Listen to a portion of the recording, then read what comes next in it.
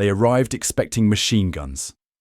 The trucks rolled to a stop in the Yorkshire countryside, and through the canvas flaps, German prisoners stared out at nothing. No watchtowers, no barbed wire coiled thick across wooden posts, no guards with rifles raised and ready, just fields, just trees, just a camp foreman with work gloves and a clipboard waiting by a pile of timber axes. One prisoner turned to another, his face drained of understanding. Wo sind die Wachen? Where are the guards? Something fundamental had shifted, and they could not name it. They had crossed over into a world where the rules they knew no longer applied. The war had taught them to expect one thing, and Britain was offering them another. They did not know yet whether this was mercy or whether it was something far stranger, something that revealed how completely the ground had moved beneath Germany's feet. This was not how it was supposed to be. When Germany unleashed its forces across Europe, the calculations were clear. Overwhelming force, rapid conquest. Prisoners taken in the hundreds of thousands, funneled into camps where guards watched, where wire separated, where the weight of defeat was made visible and permanent. The machinery of occupation had been designed for this, for holding, for containing, for reminding captives that they had lost. Britain had received those calculations differently. By the time prisoners began arriving on British soil in substantial numbers, the island nation was no longer the besieged fortress of earlier years. The threat of invasion had receded into memory.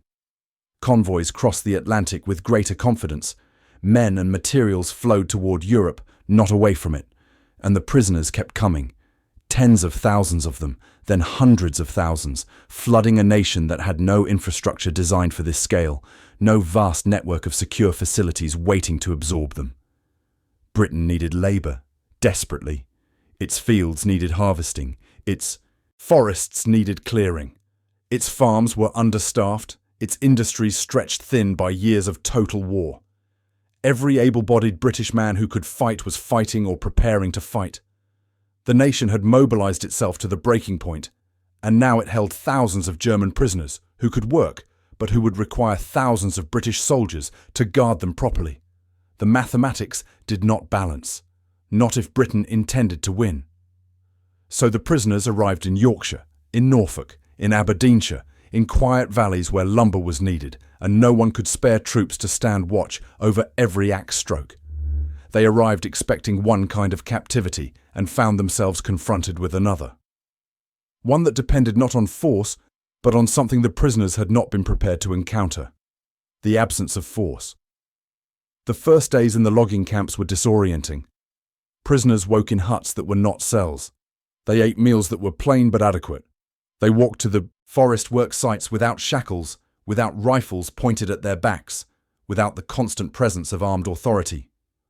A single foreman might oversee a dozen men, sometimes 2 dozen, men with axes and saws, sharp tools that could be weapons, who were told where to cut and expected to comply. And they did comply, at first because they did not understand what else to do. One prisoner, Hans, a former infantryman from the Western Front, stood in a Yorkshire forest with an axe in his hands and stared at the tree line. Nothing stopped him from walking into those trees. No fence, no wire, just open ground leading to open country. He could see the hills in the distance, rolling green under grey skies, and he thought about how far he might get before someone noticed. Hours, probably. Maybe a day. But then what? He was in Britain. The island was at war.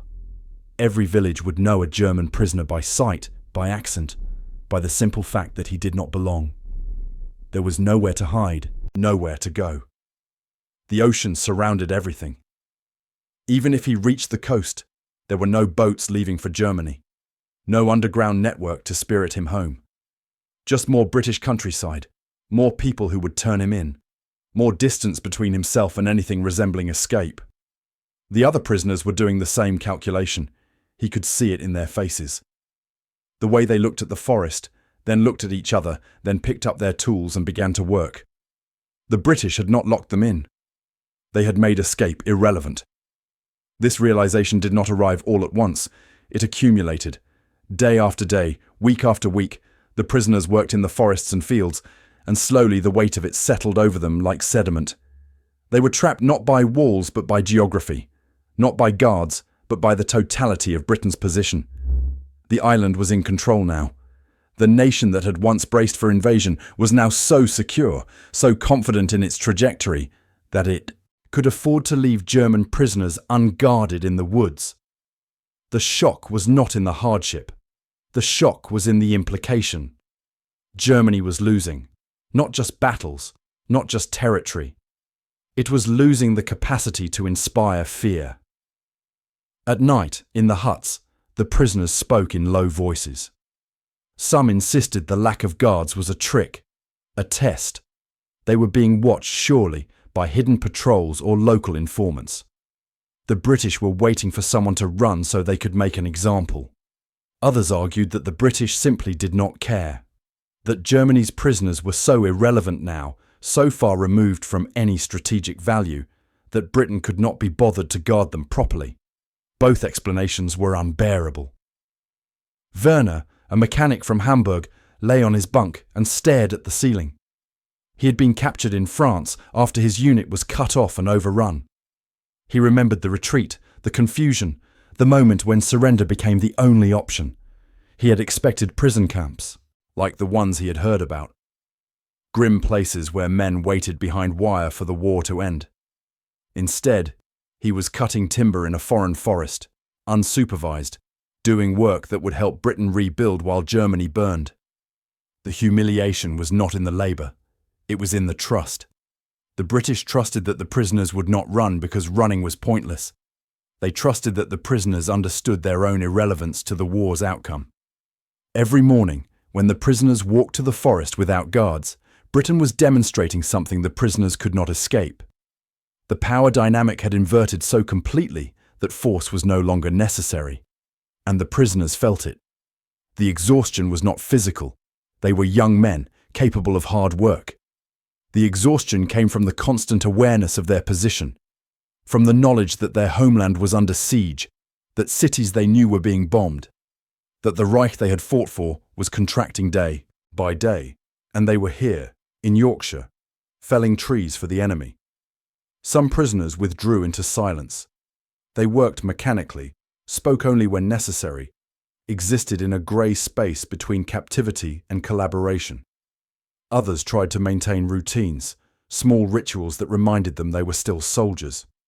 Morning formations, even without orders. Polishing boots no one would inspect.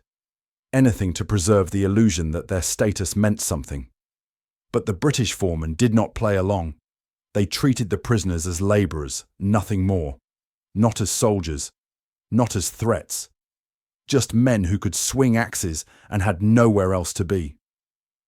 It was in the spring when the shift became undeniable. News filtered into the camps through whispers, through overheard conversations, through the changing demeanour of the British civilians who occasionally appeared at the work sites. Germany was retreating, on every front. The Allies were advancing into the Reich itself. Cities were falling. The geography that had once protected German lines was collapsing inward. The prisoners in Yorkshire heard this and did not speak for hours. They had known, in abstract terms, that the war was not going well. But abstraction and reality were different weights. Hearing that Allied forces were deep inside Germany, that the territory they had grown up in was now a battlefield, that the outcome was no longer in question, this was different. And still, they went to the forest. Still, they were given axes. Still, no guards accompanied them. The British did not celebrate in front of the prisoners. There was no gloating, just the same steady expectation. The trees needed cutting. The work continued. The war was ending, and Britain had already moved on to thinking about what came after. The prisoners had not. In the evenings, fights broke out over nothing. A misplaced tool, a careless comment. The tension had to go somewhere, and with no guards to rage against, the prisoners turned on each other.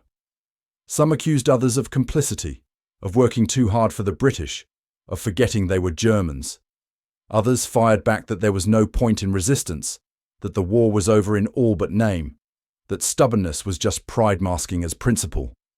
The arguments went nowhere. Everyone knew the truth. They were irrelevant. Germany did not need them. Britain did not fear them. The machinery of the war had moved past them entirely. They existed in a strange limbo where they were neither free nor imprisoned in any meaningful sense. They were simply there, in the Yorkshire woods, waiting for something to change. But nothing changed. The work continued. The guards never appeared. And in that continuation, in that relentless ordinariness, the prisoners understood what Britain had been demonstrating all along. That the war's outcome had been decided not in a single dramatic battle, but in the slow accumulation of advantage, in the capacity to absorb prisoners without strain, in the confidence to leave them unguarded, in the quiet certainty that the island was no longer threatened by anything Germany could still project. The prisoners had been shocked to find no guards, but the real shock was recognizing that Britain no longer needed guards. Not for them, not anymore. When the war ended, the prisoners in Yorkshire remained. They heard the news days after the surrender, passed along by British officials who delivered it without ceremony. Germany had capitulated. The Reich was dissolved. The fighting was over. The prisoners stood in the forest clearings and tried to process what this meant for them. Most expected immediate repatriation, a return to whatever remained of their homes. Instead, they kept working. Britain needed the labour still. Europe was shattered. Reconstruction would take years, and the prisoners were here, able-bodied, already embedded in the work crews. So they stayed. Months turned into a year, then longer.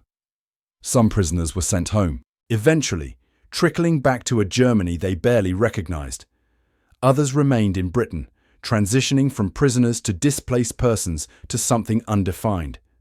The camps without guards became camps without purpose, and then they ceased to be camps at all. Just work sites where German men lived and laboured and tried to understand what they had become. Years later, those who returned to Germany would struggle to explain what it had been like. How do you describe the shock of finding no guards? How do you convey the weight of understanding that your captivity was incidental? That the nation holding you was so far beyond needing to imprison you that it could leave you alone in the woods with axes and trust you would stay? Some could not explain it. They carried the memory in silence, a piece of the war that did not fit into the narratives others told. The battles, the advances, the defeats, those made sense. But the logging camps in Yorkshire, where guards never came and prisoners never left, existed in a strange space between victory and surrender. Britain had not triumphed over those prisoners through force. It had simply outlasted the need for force. And in that outlasting, in that quiet displacement of fear with inevitability, the war had already ended long before the formal surrender. The prisoners had been shocked by the absence of guards. What they should have been shocked by was what that absence revealed. That Germany's war had been over the moment Britain stopped needing to watch them.